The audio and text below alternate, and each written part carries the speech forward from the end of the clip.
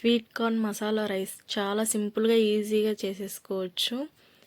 ఈ recipe full video channel name కింద link ఇచ్చాను, చూడండి. చాలా బాగుంటుంది.